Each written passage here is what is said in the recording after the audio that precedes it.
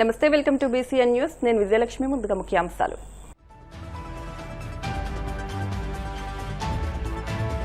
కేవలం 20 నెలల్లోనే రాష్ట్రంలో 6.28 లక్షల మందికి ఉద్యోగాలు కల్పించాం. శాసనసభ వేదికగా అధికారికంగా ప్రకటించిన ముఖ్యమంత్రి చంద్రబాబు.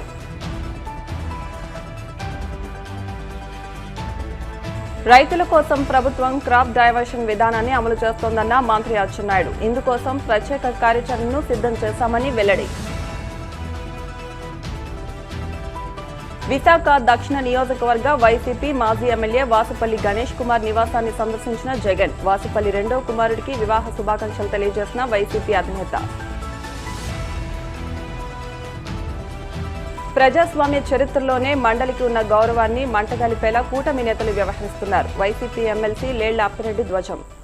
ఆంధ్రప్రదేశ్లో కూటమి ప్రభుత్వం అధికారంలోకి వచ్చిన తర్వాత గత 20 నెలల కాలంలో సాధించిన ప్రగతిని, భవిష్యత్ కార్యాచరణను ముఖ్యమంత్రి చంద్రబాబు శాసనసభ వేదికగా వివరించారు. రాష్ట్రంలో పెట్టుబడులు, మౌలిక సదుపాయాలు, ఐటీ, ఉద్యోగ కల్పన, వైద్య, విద్య తదితర కీలక రంగాలపై సుదీర్ఘంగా ప్రసంగించారు. కేవలం 20 నెలల్లోనే రాష్ట్రంలో 6.28 లక్షల మందికి ఉద్యోగాలు కల్పించామని సీఎం అధికారికంగా ప్రకటించారు. యూత్ అండ్ స్పోర్ట్స్, ఇంకొక పక్కన labour, factories, boilers, human resource development, health కూడా ఈరోజు ప్రతిపాదించారు అధ్యక్ష. ఐటీ కూడా ప్రతిపాదించారు. అంటే అధ్యక్ష ఇక్కడ మనం ఒకసారి మంత్రులు కూడా చాలా డీటెయిల్డ్గా చెప్పారు. నేను ఆ డీటెయిల్స్ పోకుండా ఏదైతే మానవ వనరుల అభివృద్ధి కోసం ఇద్దరు మంత్రులు మాట్లాడినప్పుడు చాలా డీటెయిల్డ్గా ప్రాథమిక విద్య, హైయర్ ఎడ్యుకేషన్, ఫైనల్గా ఆంధ్రప్రదేశ్ని ఒక నాలెడ్జ్ హబ్గా తయారు చేయాలంటే ఏ విధంగా పోవాలో చాలా డీటెయిల్డ్గా చెప్పడమే కాకుండా ఈరోజు పేరెంట్స్ టీచర్స్ మీటింగ్ కూడా పెట్టి క్రియేటివ్ వేగంగా పేరెంట్స్ని, టీచర్స్ని, స్టూడెంట్స్ ఇన్వాల్వ్ చేసి వాళ్ళలో చైతన్యం తీసుకురావడం, ఎక్కడికక్కడ ఐటీని కూడా ఉపయోగించుకొని నెక్స్ట్ ఫేజ్ ఏఐ కూడా పోయే పరిస్థితికి వస్తున్నారు. అదే సమయంలో దిశ ఇప్పుడే హెల్త్ విషయంలో మంత్రి గారు చాలా డీటెయిల్డ్గా చాలా వివరాలు చెప్పారు. ఈరోజు first time universal health coverage తీసుకొస్తున్నాం. ప్రతి ఒక్కరికి, పేదవాళ్ళందరికీ కూడా, మధ్యతరగతికి కూడా 2,50,000 రూపాయలు ప్రతి ఒక్కరికి ఇన్సూరెన్స్ చేసిన ఏకైక ప్రభుత్వం, మొదటి ప్రభుత్వం. అదే సమయంలో దిశ పేదవాళ్లకు ఎన్టీఆర్ వైద్య సేవ కానీ మిగిలిన కార్యక్రమాల ద్వారా 20 లక్షల వరకు ఖర్చు పెట్టడానికి ఏమాత్రం కూడా ఎన్నికపోకుండా ముందుకు పోతున్నాం. ఇక్కడికి వచ్చిన ప్రదేశ ప్రివెంటివ్, రియల్ టైం మానిటరింగ్, అదే సమయంలో కాస్ట్ ఎఫెక్టివ్ క్యూరేటివ్ మెథడ్స్ కూడా ఇంట్రడ్యూస్ చేస్తున్నాం. క్వాలిటేటివ్ కింద ఎక్కడ కూడా వీళ్ళంత వరకు ఇన్ఫ్రాస్ట్రక్చర్ అంతా కూడా స్ట్రెంగ్తన్ చేస్తున్నాం. డాక్టర్స్ను కూడా రాజకీయ కోణంలో కాకుండా సేవాభావంతో ఎవరైతే ఎక్కడ అవసరం ఉందో అక్కడికే పెడుతున్నాం. పీపీపీ కింద కాలేజెస్ గురించి చాలా డీటెయిల్గా చెప్పారు అధ్యక్ష. ఏది కట్టకుండా కావాలని చెప్పి ఏదో ఒక ల్యాండ్ కూడా కొన్ని దిక్కడైతే ల్యాండ్ కూడా చూపించిన దాఖలాలు లేవు, అలాంటివన్నీ ఉన్నాయి. ఇంకొక పక్కన కొన్ని దిక్కల హాస్పిటల్స్ కూడా తక్కువ ఉన్నాయి. కొన్ని నియోజకవర్గాల్లో ప్రతి ఒక్క నియోజకవర్గంలో కనీసం 100 పడకల ఆసుపత్రి ఉండాలి. ఈ ప్రభుత్వ విధానం ఏవైతే మెడికల్ కాలేజెస్ ఉన్నాయో ఈ కాలేజెస్ అన్నీ కూడా పూర్తి చేస్తాం. ఇది కాకుండా అది కూడా అధ్యక్ష మళ్ళీ చెప్తున్నా, పీపీపీ అంటే ఇది ప్రైవేట్ కాదు, పబ్లిక్ ప్రైవేట్ పార్టిసిపేషన్. అల్టిమేట్గా మన గవర్నమెంట్ స్టాండర్డ్సే ఉంటాయి. ఆ హాస్పిటల్లో కూడా మళ్ళీ ఒకసారి చెప్తున్నా, ఏదైతే అవుట్ పేషెంట్ బ్లాక్ కానీ మెడిసిన్స్ కానీ 70% అక్కడ ఏది ఇచ్చినా మన ఆధ్వర్యంలోనే గవర్నమెంట్ ఏ విధంగా చేస్తాం అదేవిధంగా సర్వీసెస్ ఉంటాయి. ఫైనల్గా ఒక 20 సంవత్సరాలు 15 సంవత్సరాలు వాళ్ళు ఇచ్చే సర్వీసులను బట్టి మళ్ళీ ఆ ఆస్తి గవర్నమెంట్ ఆస్తి తప్ప ఇది ప్రైవేట్ ఆస్తి కాదని చెప్పి కూడా నేను మీకు తెలియజేస్తున్నా. ఇది ఈరోజు దేశం మొత్తం ఏ ప్రాజెక్ట్ వచ్చినా త్వరితగతిన ఫలితాలు రావాలంటే మనం పీపీపీకి వెళ్తున్నాం. అదే ఇక్కడ కూడా వర్తింపజేస్తామని చెప్పి కూడా నేను మీకు తెలియజేస్తున్నాను. అదే మరి అధ్యక్ష ఈరోజు సంజీవిని ప్రాజెక్ట్ గురించి కూడా చాలా డీటెయిల్ చెప్పారు. డిజిటల్ హెల్త్ రికార్డ్స్ తీసుకొస్తున్నాం. కంట్రీలో మొట్టమొదటిసారిగా ప్రతి ఒక్కరి హెల్త్ గురించి డిజిటల్ చేసి ఎక్కడికక్కడ అందుబాటులో పెట్టడమే కాకుండా ఒక నాణ్యమైన వైద్యాన్ని ఇవ్వడానికి అన్ని విధాల ప్రయత్నం చేస్తాం. ఇంకో పక్కన దిశ ఈ రెండు అయిన తర్వాత అతి ముఖ్యమైన సబ్జెక్ట్ ఈరోజు మనకు ఇండస్ట్రీస్ వచ్చింది. ఇండస్ట్రీస్ వస్తే ఆ దిశ ఈ రెండు విషయాల్లో కూడా చాలా వరకు వెనకబడ్డాం. ఒకప్పుడు 3-4 లేకుంటే 2-3 ప్లేసుల్లో ఉండే విద్య కనీసం 20 కంటే కిందికి వెళ్ళిపోయే పరిస్థితి వచ్చింది. ఎక్కడ కూడా భారతదేశంలో దిశ విద్య విషయంలో మనం ఒకసారి చూస్తే మాతృభాషలో నేర్చుకుంటే ఈజీగా అర్థం కావడం, కానీ ప్రైమరీ ఎడ్యుకేషన్ ఎక్కడ చూసినా ప్రపంచం అంతా కూడా మాతృభాష ఉంటుంది. అలాంటిది ఇంగ్లీష్ అని చెప్పి అటు ఇటు కాకుండా చేసి చాలా వరకు నష్టపోయారు. ఈరోజు దేశం అంతా కూడా ఒక పాలసీ తీసుకున్నారు, ప్రైమరీ ఎడ్యుకేషన్ ఎప్పుడు కూడా మాతృభాషలో ఉండాలని. ఆ విషయంలో కూడా ఈ ప్రభుత్వం చాలా స్పష్టంగా ఉన్నామని చెప్పి తెలియజేసుకుంటూ, ఇది ఆంధ్రప్రదేశ్ రాష్ట్రం అధ్యక్ష, తెలుగు రాష్ట్రం అధ్యక్ష, తెలుగు నేర్చుకోకపోతే భవిష్యత్తులో మన ఉనికిని కోల్పోయే పరిస్థితి వస్తుంది. తప్పకుండా ప్రపంచం మొత్తం తెలివైన యువతను తయారు చేసే బాధ్యత, తెలుగును కాపాడుకునే బాధ్యత ఈ ప్రభుత్వం తీసుకుంది. రాష్ట్రంలో వరి సాగు విస్తీర్ణాన్ని సమతుల్యం చేస్తూ రైతులను లాభదాయకమైన ప్రత్యామ్నాయ పంటల సాగుపై దృష్టి సారించేలా ప్రభుత్వం క్రాప్ డైవర్షన్ విధానాన్ని అమలు చేస్తుందని, ఇందుకోసం ప్రత్యేక కార్యాచరణను సిద్దం చేశామని వ్యవసాయ శాఖ మంత్రి అచ్చెన్నాయుడు తెలిపారు. రాయలసీమలో 15 లక్షల హెక్టార్లో ఉద్యాన పంటలు సాగు చేసి ఆ ప్రాంతాన్ని హార్టికల్చర్ హబ్ గా తీర్చిదిద్దేందుకు చర్యలు తీసుకుంటున్నట్లు తెలిపారు. మిగిలిన డెల్టా ప్రాంతాల్లో కూడా వరి సాగుకు బదులుగా పప్పు ధాన్యాలు, చిరుధాన్యాలు, పామాయిల్ తదితర పంటలు ప్రోత్సహించేందుకు రైతులకు అవగాహన కార్యక్రమాలు నిర్వహిస్తున్నామన్నారు. అధ్యక్ష, ఏ ప్రశ్నకు సమాధానం లేదండి. ప్రభుత్వం ఎంఎస్పి సేకరణ, వ్యవసాయ ఇన్పుట్లకు మద్దతు ఇచ్చే కార్యక్రమాలు మరియు సహజ వ్యవసాయంలో సహఖర్చు తగ్గింపు, సాంకేతికలను ప్రోత్సహించడం ద్వారా గిట్టుబాటు రాబడులను నిర్ధారిస్తుంది. ఈ ప్రశ్నకు సమాధానం ఈ పంట క్రాప్ బుకింగ్ 2025-26 ప్రకారం వరి సాగు చేస్తున్నటువంటి రైతులు మొత్తం సంఖ్య 38.97 లక్షలు.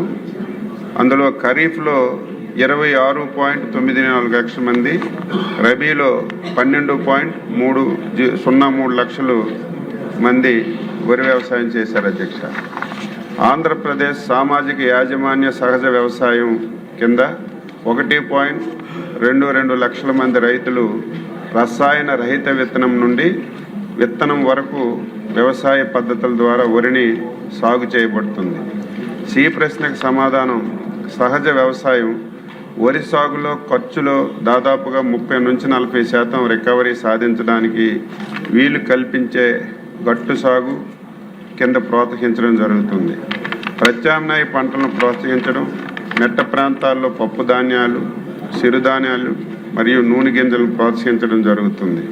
పంట వైవిధ్యీకరణపై అవగాహన కల్పించడం, ప్రదర్శనలు మరియు సబ్సిడీపై నాణ్యమైన విత్తనాలు, సూక్ష్మ పోషకాలు, బయో ఏజెంట్లు మరియు అవసరాల ఆధారిత రసాయనాలు సరఫరా చేయబడుతుంది.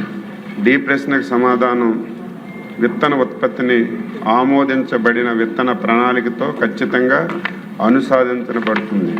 మధ్యస్థ ప్రాధాన్యత మరియు తక్కువ డిమాండ్ రకాల ఉత్పత్తిని పరిమితం చేయడమైంది. అధిక డిమాండ్ రకాలను ప్రోత్సహించడం, వ్యవసాయ వాతావరణ అనుకూలత మరియు మార్కెటింగ్ డిమాండ్ ఆధారంగా ఏఎన్జిఆర్ఏ మరియు ఇతర ఎస్ఏయు యొక్క ప్రాధాన్యత గల కొత్త విడుదల చేసిన రకాలను పండించమని రైతులను ప్రోత్సహించబడుతుంది. 2025-26లో సబ్సిడీ కింద ప్రధానంగా అత్యంత ప్రాధాన్యత కలిగిన రకాలైనటువంటి విత్తనాలు 1,75,290 క్వింటాలు సరఫరా చేయాలి. విశాఖ దక్షిణ నియోజకవర్గ వైసీపీ సమన్వయకర్త మాజీ ఎమ్మెల్యే వాసుపల్లి గణేష్ కుమార్ నివాసాన్ని వైసీపీ అధ్యక్షుడు మాజీ ముఖ్యమంత్రి జగన్మోహన్ రెడ్డి సందర్శించారు. విశాఖ రాణా ప్రతాప్ నగర్లోని ఆయన నివాసంలో ఇటీవల వివాహం జరిగిన వాసుపల్లి గణేష్ రెండో కుమారుడు సాకేత్ శ్రావణిలకు వైఎస్ జగన్ వివాహ శుభాకాంక్షలు తెలియజేసి ఆశీర్వదించారు. ఈ సందర్భంగా కుటుంబ సభ్యులతో కలిసి నూతన వధూవరులతో ఫోటోలు దిగిన జగన్ వారి దాంపత్య జీవితం సుఖ సంతోషాలతో నిండాలని ఆకాంక్షించారు.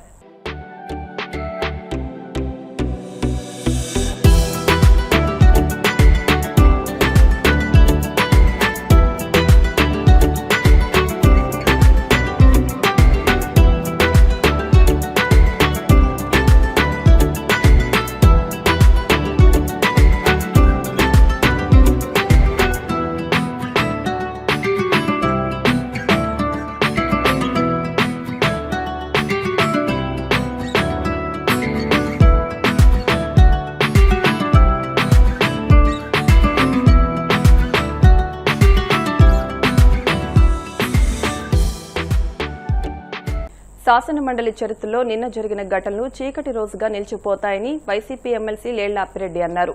తిరుమల లడ్డూ ప్రసాదంపై చర్చ జరపాలని వైసీపీ సమావేశాలు ప్రారంభమైన రోజు నుంచి 4 సార్లు వాయిదా తీర్మానాలు ఇచ్చిందని, ఎట్టకేలకు బీఏసీలో 23వ తేదీన మండలిలో చర్చకు అంగీకరించిన తర్వాత కూడా మంత్రులు చర్చకు రాకుండా అడ్డుకున్నారని ధ్వజమెత్తారు. తిరిగి వైసీపీ సభ్యుల ఒత్తిడి మేరకు చర్చ ప్రారంభించిన మంత్రులు అడుగడుగునా అడ్డుకునే ప్రయత్నం చేశారన్నారు. ప్రజాస్వామ్య చరిత్రలోనే మండలికి ఉన్న గౌరవాన్ని మంటగలిపేలా సాక్షాత్తు చైర్మన్ పైనే అనుచిత వ్యాఖ్యలు చేస్తున్నారని దుయ్యబట్టారు. తిరుమల తిరుపతి లడ్డూ ప్రసాదానికి సంబంధించినటువంటి అంశంపైన చర్చ జరపాలని వైఎస్ఆర్ కాంగ్రెస్ పార్టీగా సమావేశాలు ప్రారంభమైన రోజు నుంచి 6 సార్లు వాయిదా తీర్మానాలు ఇచ్చి అసెంబ్లీని మండలిని స్తంభింపజేసినటువంటి పరిస్థితుల్లో 23వ తారీఖున బీఏసీ సమావేశంలో 26వ తారీఖున చర్చకి నిర్ణయం తీసుకొని ఆ నిర్ణయం ప్రకారం చర్చ మొదలు పెడితే ఆ రోజున కూడా అధికార పక్షానికి సంబంధించినటువంటి మంత్రులు కానీ శాసన మండలి సభ్యులు కానీ మా సహచర సభ్యుడు చంద్రశేఖర్ రెడ్డి గారు మాట్లాడుతూ ఉంటే అడ్డుకున్నటువంటి వైనాన్ని, ఆ రోజు సభ జరగకుండా వాళ్ళు ప్రవర్తించినటువంటి తీరు కూడా రాష్ట్ర ప్రజానికం యావత్తు కూడా చూసినటువంటి పరిస్థితులు చూసాం. తిరిగి వైఎస్ఆర్ కాంగ్రెస్ పార్టీగా చర్చ జరపాల్సిందే. ఎందుకంటే ఇది కోట్లాది మంది హిందూ భక్తుల మనోభావాలకు సంబంధించినటువంటి అంశం. దీనిపైన స్పష్టత కావాలా, ప్రజలకు నిజాలు తెలియాలనే ఆలోచన ఉద్దేశంతో వైఎస్ఆర్ కాంగ్రెస్ పార్టీ మరలా తిరిగి ప్రభుత్వం మీద ఒత్తిడి తీసుకొచ్చే ఈ రోజు చర్చకి పర్మిషన్ ఇచ్చి చర్చ ప్రారంభమైన నిమిషం నుంచి అధికార పార్టీ మంత్రులు ప్రవర్తించినటువంటి తీరు కానీ, శాసన మండలి సభ్యులు మాట్లాడినటువంటి మాటలు కానీ, ఎందుకంటే మేము లోన్ ఉన్నాం కాబట్టి అడుగడుగునా కూడా అడ్డుకోవడానికి ప్రయత్నం చేశారు. మరోపక్క ప్రజాస్వామ్య చరిత్రలోనే శాసన మండలిలో చేరుకున్నటువంటి గౌరవాన్ని డైరెక్ట్ గా చైర్మన్ గా మీదే వాళ్ళు మాటలు తోటలు వదులుతూ ఉన్నారు. ఆయన అధికారాన్ని ప్రశ్నిస్తున్నటువంటి పరిస్థితులు, ఆయన్ని అవమానకరమైనటువంటి రీతిలో మాట్లాడినటువంటి మాటలతో పాటుగా మంత్రి అచ్చెన్నాయుడు గారు మాట్లాడుతూ స్పీకర్ గారిని, చైర్మన్ గారిని మతాన్ని ఉద్దేశించి మాట్లాడినటువంటి మాటలు వింటూ ఉంటే నిజంగా ప్రజాస్వామ్య విలువల పట్ల నమ్మకం కలిగినటువంటి వ్యక్తులుగా మేమందరం కూడా సిగ్గుపడినటువంటి పరిస్థితి సందర్భంగా చెప్తాం. గత 10 రోజులుగా మా వైఎస్ఆర్ కాంగ్రెస్ పార్టీ లడ్డూ మీద చర్చ జరగాలని ఎంతగానో డిమాండ్ చేస్తే ఈ రోజుకి ఒప్పుకున్నారు. కానీ మీరందరూ చూశారు ఎంత దారుణంగా అడుగడుగున మా సభ్యులు మాట్లాడుతుంటే నిమిషంకి ఒకసారి మంత్రులు డిస్టర్బ్ చేస్తూ మధ్యలో అడ్డు తగులుతూ ఆ చర్చను అడ్డుకోవడానికి ఎన్ని రకాలుగా ప్రయత్నించాలో అన్ని రకాలుగా ప్రయత్నించిన పరిస్థితి. ఎంతగా దిగజారిపోయారంటే చివరికి చైర్మన్ కూడా మతంని పెట్టి మాట్లాడడానికి వాళ్ళు ప్రయత్నించడం. అంటే అసలు మనం ప్రజాస్వామ్య దేశంలో ఉన్నామా లేదా అర్థం కాని పరిస్థితిని ఈరోజు కూటమిలో ఉన్న మంత్రులు ఈరోజు కల్పించారు. ఎందుకంటే మన భారతదేశం అనేది ఒక లౌకిక రాజ్యం, ఒక ప్రజాస్వామ్య రాజ్యం. ఇలాంటి భారతదేశంలో ఇలాంటి సంఘటనలు జరగడం నిజంగా సిగ్గుచేటు. చైర్మన్ పట్టుకొని మతంను ఉద్దేశించి, అలాగే మాజీ ముఖ్యమంత్రి గారిని పట్టుకొని మతంను ఉద్దేశించి మాట్లాడుతూ ఉన్నారంటే వీళ్ళు ఈ చర్చకి ఎంతగా వీళ్ళు భయపడుతున్నారు అనేది మనకి క్లియర్గా అర్థమవుతుంది. అసలు ఈ లడ్డూ కల్తీ జరిగిందని ఆరోపణలు చేసి ఆ దేవదేవుడైన వెంకటేశ్వర స్వామి భక్తుల మనోభావాల్ని దెబ్బతీశారు ఈ చంద్రబాబు నాయుడు గారు, కూటమిలో ఉన్న మంత్రులు అనే విషయం మనందరికీ అర్థమవుతుంది.